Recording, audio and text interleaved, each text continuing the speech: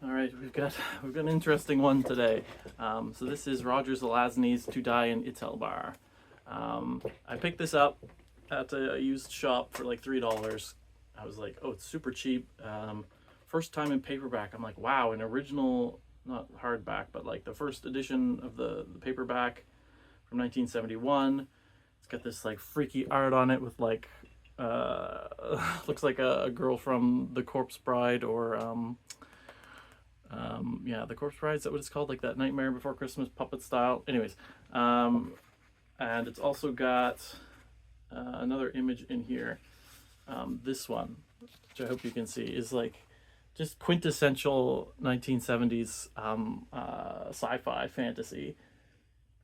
I just love that art. It's so much, it's so iconic, but that style is so iconic.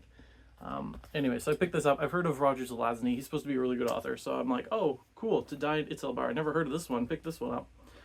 And I looked into it, and apparently it's the author's worst work.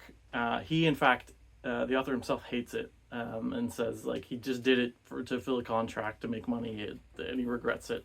And boy, is it a bad one. Whoo, boy. So it's like super short, which is interesting. Like it's 174 pages, which today is like novella in the novella category. Books nowadays are like especially sci-fi fantasy are 600 pages for like a good like a normal sized book, and this is like so much smaller than that. But there's so much packed into it. It's like the author had all of these different ideas and didn't know what to do with them.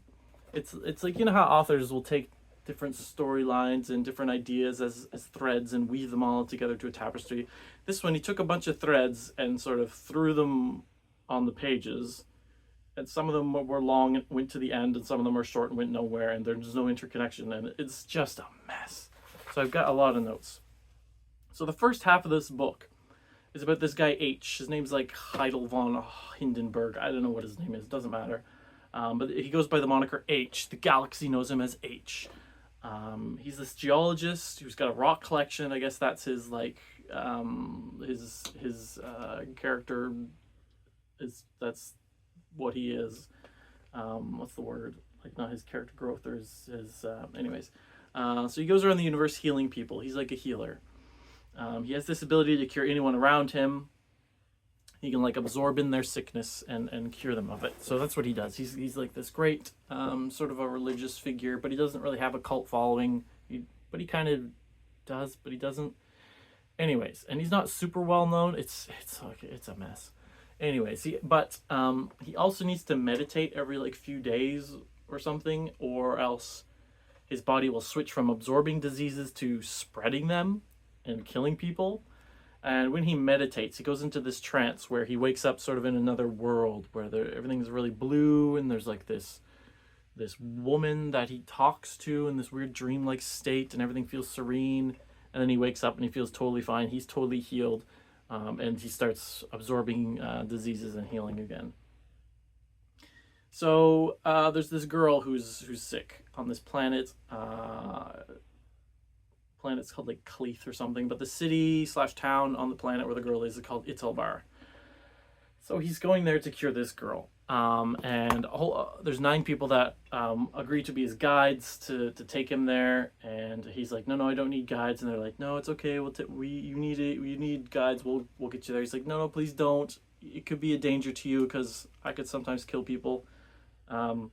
Anyway, so they agree to go, and he gets to the Italbar, but on the way, all 9 of those people get sick and die from his abilities. And he feels bad about that, obviously, but he's like, well, whatever. They volunteered. So he gets to this place. He meets the girl. He cures her. The doctor wants to run some tests on H and try and figure him out. And he's like, oh no, people have done tests on me forever. We can't sort of figure this thing out. Don't worry about it. So then he's like not celebrating, but he's like, okay, I did the job. I cured the girl. He goes out to get something to eat, and he's like talking to people, and he loses track of time and doesn't realize that his body has gone from absorbing disease to now spreading it.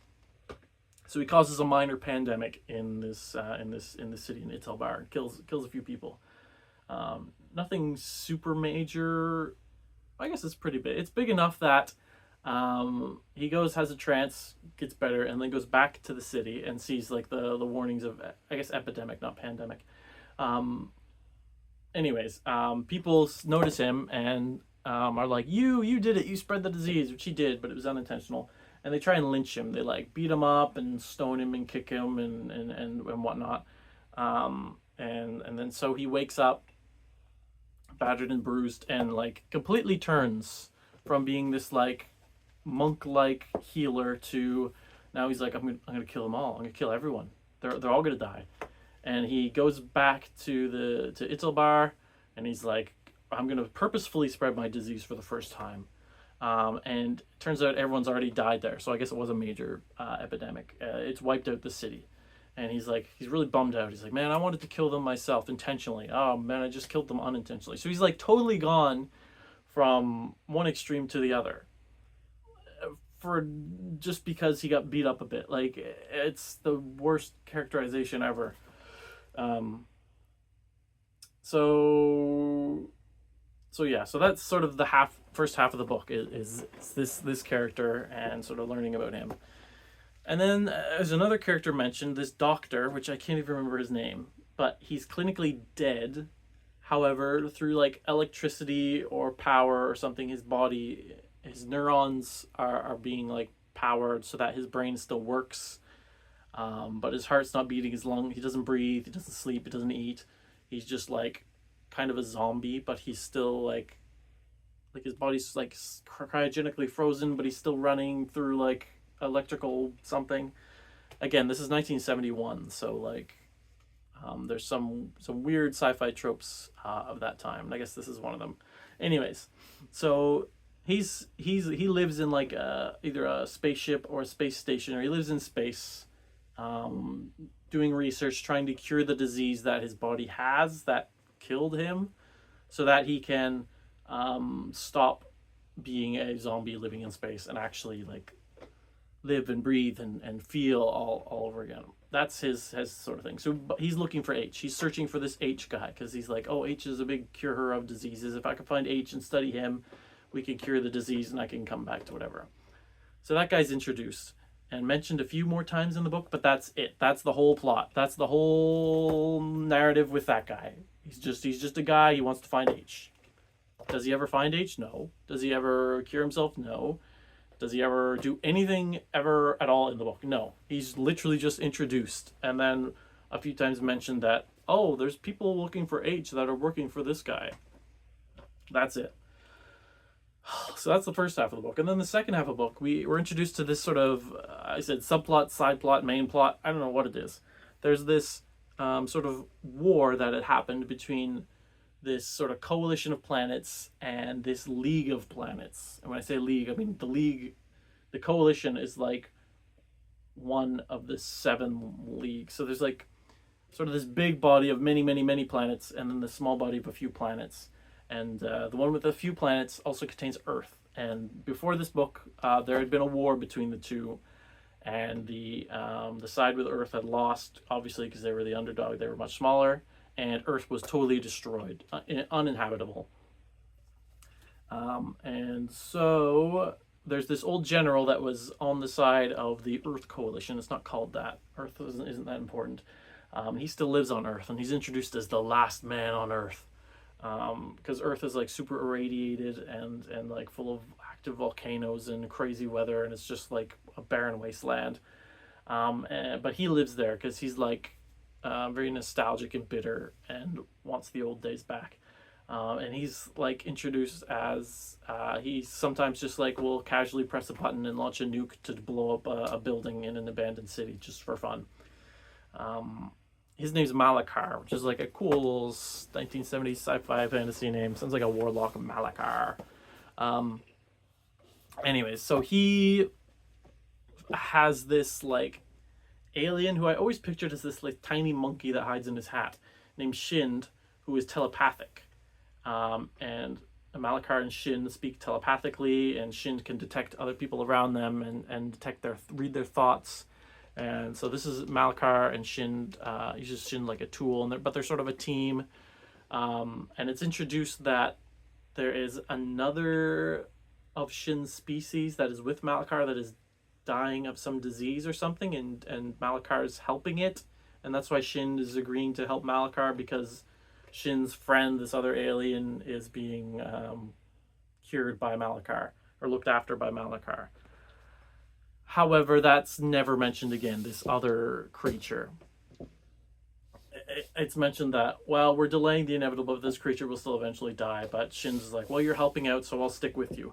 But then later on at the end, Shin's like, oh no, I'm just helping a Malachar because we're in love. I love Malachar. What kind of love, I don't know, but Shin feels some connection to Malachar, and that's why she's helping it out. I think at that point, the person assumes, oh, you love him, so you must be female, which is wild. But anyways, so his whole thing is he wants to find H2, some H2, not hydrogen, H also, to use H as a biological weapon, because at this time reports are coming around that H is, or that there's these major disease outbreaks all over the galaxy. And Malachar's figured out that it's probably this H guy, this one guy who survived this Debian plague. He's the only person to have ever survived it, and now there's Debian plague spreading everywhere. So he's like, it must be this guy. He must be the factor, the disease, the factor. So his plan is to get H and use him against this coalition that had defeated him in war, and sort of get revenge. Use him as a biological weapon. So he's also searching for H. And like, there's a whole prologue, which I'd totally forgotten about until just now, where I think it's Malachar who's breaking into some like warehouse planet to steal some MacGuffin that I don't even know what it is, unless it's the thing he used to cure Shin's friend. And I'm not even sure that was Malachar. Yeah, no, it definitely was Malachar, but I totally forgot about that, and it has no relevance to anything at all, other than maybe a hook, since it's the prologue. So I said it's like the author set up and planned all of these plot threads and forgot, dropped, didn't know what to do with them. Like, we have all these introductions, and then it just sort of like it's bizarre. So at this point, we're like 3/4 through the novel, which, again, super, super small novel. Malachar goes to a planet where he thinks H originated. It is on the sort of enemy, it's in enemy territory, but he has diplomatic immunity, so he can go wherever he wants. But he's undercover, so he goes to this like brothel, and it turns out there's a woman at this brothel who is also of the same nationality as him, but is living in this other place because, for economic reasons. It's like the Cold War ends, and it's like there's an old bitter Russian general, ex-Soviet, who wants to get back at the U.S. and there's this like girl living in the U.S. who's used to be, pines for the days of the Soviet Union and idolizes this old general. That's the metaphor or the analogy I'm going for. So there's this girl. I say girl. She's 26, but she's written like a 16-year-old. Named Jakara, who lives at a brothel and is a prostitute, and her whole thing is she has lots of whips and provides violent service to her clients, but does so because she hates them because they're of the other nationality. Anyways, so she recognizes Malachar, and she's like, "Oh, I idol worship you. I have a poster of you in my room," which is kind of weird. I didn't have a poster of a general. I don't even know the names of generals nowadays. Anyways, so those two team up, and then there's to try and find H, and she like totally worships him, and they have sort of a weird relationship because he's like, I don't know, 60s, and she's 26 but acts like a 16-year-old, so that's kind of awkward. And they like, yeah, it's weird. But then there's this other guy, because of course there's even more. His name's Morwin, who is not telepathic but telekinetic, and he used to be an aide-de-camp for Malachar, but is now living in also enemy territory, because the war's over, so it's not enemy, but he's living there for economic reasons, and he's a telekinetic, and he uses some sort of telepathic technology to enter people's minds as they're dreaming, and with his telekinesis he like injects gases into this globe, and shapes the gases in such a way to sort of crystallize a moment or a sensation or a feeling of a person's dream. So he's like an artist preserving the dreams of people, which is like, it's kind of a cool idea, but it's really just sort of like the author, oh, I have this idea, I'm just going to throw it in there, and it sort of doesn't really have a bearing on anything at all. So Morwen goes and visits Malachar all the time, so he teams up with Malachar as well. He says like, okay, Malachar, I'll help you, and but like I'm keeping an eye on you because you're also a crazy genocidal maniac. So yeah, so Jakara and Morwind end up together after some time because Morwind's there and is like, oh, you're a female, I am male. Are you and Malachar a thing? No? Okay, well, how about I just kiss you out of the blue non-consensually? Because it's the 1971 and it's just gross. But he kisses her and she's like, oh no, don't, why did you kiss me? Don't do that. And he's like, well, sorry, but I thought you were single. And she's like, well, I guess I kind of am. So then they sort of end up together in just a really gross way. So then we think, oh, okay, so we've got this like mad scientist guy looking for H. We've got H rampaging around the galaxy, committing mass genocide, and we've got Malachar, Morwen, and Jakara all teaming up to try and find H, as well. And then we're introduced to this other guy. So they're at the planet where they think where Jakar works, where they think H is originally from, in some like ancient ruins, which is kind of like cool. It's like ancient alien ruins from like, I got Roman Empire vibes, but like alien Roman Empire that had fallen and collapsed, and they find where H had made camp one time years and years ago, and it's beneath this like fresco of this goddess, this blue goddess. And then this other guy shows up who's also telepathic. Shin detects him. His name's Francis Sandow. He's just also out there. It turns out he's a multi-billionaire. Like he's extremely wealthy. So multi-trillion, whatever it is in this novel. He's also a planetscaper. He like owns companies that terraform planets or whatnot. And he's like, Malachar, I know stuff like that. H was here and he was under the fresco of this goddess, this blue goddess of healing and disease, and she possessed him, and that's why he's rampaging around the galaxy. And team up with me, we need to stop him. And then Malakar's like, what are you talking about? No, and kills him. Just like out of the blue. It's later revealed that no, he didn't actually kill him. Shin just told him that he died, but he just only knocked him out. So there's this guy, Francis Sandow, super wealthy billionaire, who's alone on this planet by himself and goes up and gets himself killed. Anyway, so it all comes to a head on this planet where H is, and H is like walking across the planet, killing people as he goes. All the different factions that I've talked about are there, including Francis Sandow, who's not dead. Oh, by the way, he told Malachar, hey, I'll restore Earth because I'm a planetscaper. I can fix it back up if you want that. If you'll help me find this H guy. So H bumps into, at this point, H, it's like revealed that yeah, he's actually possessed by this goddess of healing and disease. Because gods and goddesses are real, which is it is a cool thing, like in sci-fi, to have ancient alien gods that are actually real, but it's just so poorly executed. So it all comes to a head. They meet H. Jakara meets H, and the goddess inside H is like, ooh, a female body. I like this better for some reason, and jumps and possesses Jakara. Jakara, possessed by this goddess, then turns on Malachar and just straight up kills Malachar. H and Morwen, H bumps into Morwen, and H is like back to his own self now. He's not possessed, but Morwen still like shoots him, just injures him, and they sort of have a conversation, and they're like on the same side now because he's no longer possessed. And through Shind, we don't even, it's not even written like we see what's happening. It's not described what's happening. It's Shin telepathically understands what's happening and relays it to Morwen, who then relays it to H. And we are with H and Morwen. H, who's kind of like wounded and dying. Not dying, he's just wounded. And Morwen, who's like looking after him and also hearing what is happening through Shin. It's so bizarre. But apparently, Francis Sandow, the like billionaire planetscaper, is also possessed by an ancient alien goddess of the same pantheon. And so that's why he knows about H.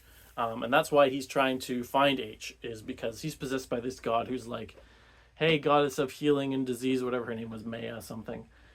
You know, you broke the pact. We're not supposed to interfere with mortals, blah, blah, blah. So they have a confrontation. Jakara possessed and Francis Sandow possessed. And they have a bit of a conversation. There's like lightning strikes and, you know, deity stuff. But eventually the goddess is like, oh man, I was having fun, but okay, let's go back to the ethereal plane or whatever. And so the gods disappear, and everything's back to normal, apparently. And that's how it resolves. But Jakara wakes up after being possessed, which H wakes up after being possessed for a much, much longer, like decades or however long, and he's totally fine. But Jakara wakes up after being possessed for like 20 minutes, and she's lost her memory, and it says she's childlike and like a baby, which just makes it all the more creepy why Morwen's super into her. And she recognizes Morwen, and she's like smiling at him, and he's like, oh yeah, I got a child wife now. Ooh. And then the epilogue is them on Earth that has been planetscaped by Francis Sandow, and it's like a paradise, and the only people living on Earth are Morwen and Jakara, and they live happily ever after. Ugh. I've never read a book that's been bad in this way, like just bizarre. Wow. So that's To Die in Italbar. Whew. It was something else. What an introduction to Zelazny, who's apparently, did he write The Lord of Light? I associate Zelazny and Lord of Light. I hear his name a lot, so I'm like, oh, he must be a great writer. Well, even great writers can write stuff like this, apparently. So anyways, so that was that.